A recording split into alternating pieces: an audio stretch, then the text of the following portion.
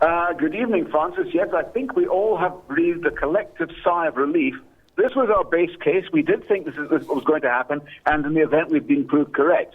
But now, this is where the hard work starts, because now, although there's been some tremendous, a Herculean amount of work by Pravin Gordhan and his team at Treasury, now I think you have to see a much greater degree of work from a far wider constituency. And what I mean by that is I think you've got to see everybody. You've got to see the unions, you've got to see the corporate sector, you've got to see government, all talking, all singing from the same song sheet, because we really have got no room for error now. We're walking a very, very tight, a very close tightrope here. You did mention that we've got, they were quite specific, we've got to see some sort of reform of the state-owned enterprises. And I think paramount here, we've got to start seeing some growth. We're only looking for 0.3% growth this year. That's really not where we need to be at all. We need to be far, far higher up the scale than that. But nevertheless, I think, we do draw a lot of comfort from this. I think there are many countries in the world that have not demonstrated the degree of vigor that Pravin Gordhan and his Treasury team have undoubtedly demonstrated. And I think many of these countries that I mentioned, countries like Brazil, Hungary, they've all slipped into junk, whereas we've actually managed to keep our heads above water. So that's why I say now is where the really hard work starts. I think you're right. In the statement, it says that it's seen, I can't remember the wording, but greater resolve from government to deal with deficits, basically to deal with our debt. So does that really show that the minister's efforts have really paid off, and this is in our hands? Well, that's exactly it. The global economy is going to do us no favors whatsoever. I mean, if you look at what Christine Lagarde at the IMF is talking about this year, we're probably looking at 3.1% as against 3.2% last year. So we're very much on our own. We're a small, open economy. We're subject to the vagaries of what happens in the rest of the world. So therefore, coming back to the point you made a moment ago, the ball really is in our court. So, therefore, we've got to look at every possible imaginable way of extracting whatever improvement in growth we can get. Because as I said before, 0.3% is no use, 0.5% is no use, 1% is no use. We've got to be getting into the 2-3%, and then beyond that, we've got to start adhering to the kind of growth rates envisaged in the National Development Plan. The kind of 5 and 6% growth, once you get a more normal, in inverted commas, global growth. But for the time being, hopefully, we have reached the nadir of growth, and I think Moody's also painted that kind of picture in their narrative a few weeks ago.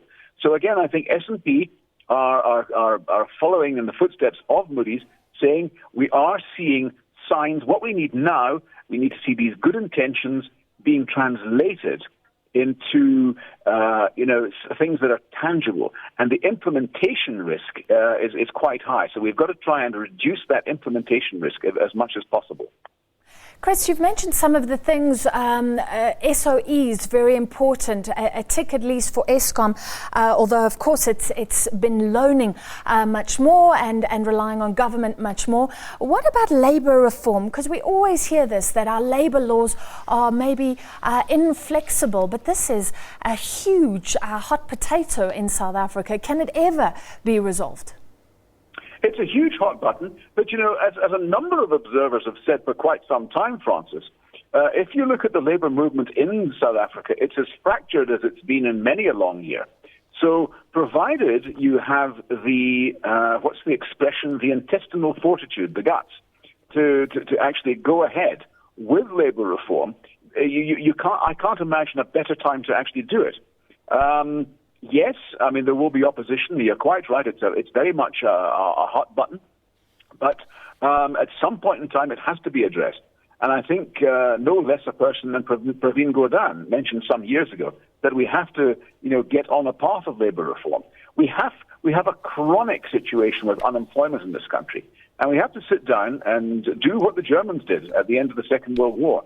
You have to get labour, you have to get government, and you have to get the private sector coming together and working out a path which says, what do you want? Do you want a situation of high unemployment where a few people are benefiting, or would you like to kind of spread the happiness around a lot more people. And I think most people, if they were honest with themselves, would come to the latter opinion. Finally, Chris, I'm just looking at this statement. Political risk mentioned several times and threats to key institutions, but saying that some of them are working well, for instance, the public protector and the judiciary. So like has been said, there's this awareness about what's going on in South Africa. Is this basically a call for everybody to play nicely, I guess? Well, it is. And, when I said that we need to get Labour and we need to get the corporate sector, we need to get government all singing from the same song sheet, I think most importantly, in the first instance, we need to get government all singing from the same song sheet. It is now of paramount importance that we start getting some unity here. And you're quite right. Many of our organs of state here, and I'm thinking of, you mentioned the public protector, the judiciary. Some of these really are the envy of the world. I think sometimes we're just a bit too self-deprecating. We often can't see the wood for the trees here. So I think we have to build on the great successes that we have had in certain parts of government, and get a wake-up call, realize that there really is no room for error, and all start singing in unity here. All right, thank you very much. Chris Gilmore from ABSA, and we will be speaking to the credit rating agency that's given us this stay, S&P, a little later in the program. Back to you.